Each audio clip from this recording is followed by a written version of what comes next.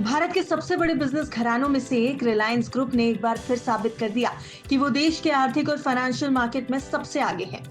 मुकेश अंबानी की अगुवाई में रिलायंस ने एक ऐसी डील की जिसने पूरे निवेश जगत में तहलका मचा दिया।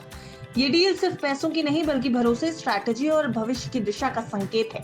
तो चलिए आपको इस बड़ी खबर को आसान भाषा में समझा देते हैं और आपको ये भी बताते हैं कि क्यों रिलायंस ग्रुप और मुकेश अंबानी इस समय खबरों में बने हुए हैं। दरअसल रिलायंस ग्रुप ने 15 सितंबर को एसेट बैक्ड सिक्योरिटीज यानी पास थ्रू सर्टिफिकेट्स की एक बड़ी डील की, जिसकी कुल वैल्यू है लगभग 210 अरब रुपए यानी करीब 2.4 अरब डॉलर। ये भारत में इस साल की सबसे बड़ी डील्स में से एक है और इसकी वजह से निवेशकों में काफी उत्साह देखने को मिला। अब सबसे मजेदार बात यह है कि इसमें देश की टॉप एसेट मैनेजमेंट कंपनियों ने भी हिस्सा लिया।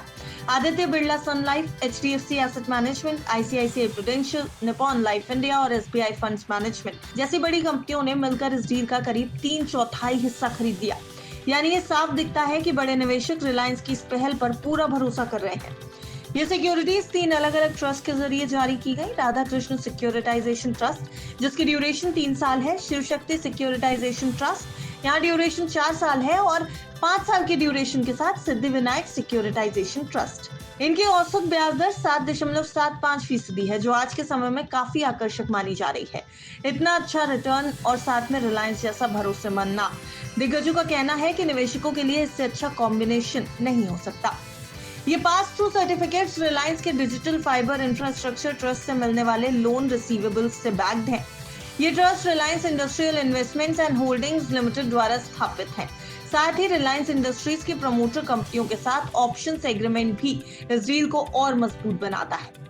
डील की मांग इतनी ज्यादा थी कि इसे शुरू में तय किए गए 180 अरब रुपए से बढ़ाकर 210 अरब रुपए कर दिया गया।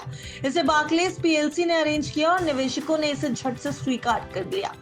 आदित्य बिरला सन लाइफ के सीईओ ए बालासुब्रमण्यम ने ये कहा है कि ये डील और इसकी संरचना हमारे निवेश जरूरतों के लिए बिल्कुल सही है।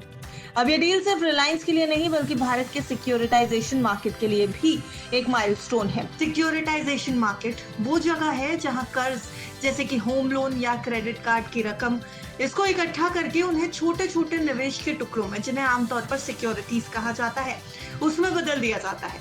इन्हें निवेशकों को बेचा जाता है, जिससे बैंक को तुरंत पैसा मिल जाता है। इससे जोखिम भी बढ़ जाता है, यानी रिस्क डिवाइड हो जाता है और बाजार में नकदी बढ़ती है।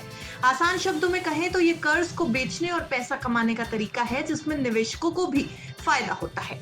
आईसीआरए, जो मूडीज की एक सहयोगी एजेंसी है, उसके मुताबिक मार्च 2026 तक ये मार्केट 2.5 ट्रिलियन रुपए से ऊपर जा सकता है। यानी रिलायंस का ये कदम पूरे मार्केट को नई दिशा देने वाला साबित हो सकता है।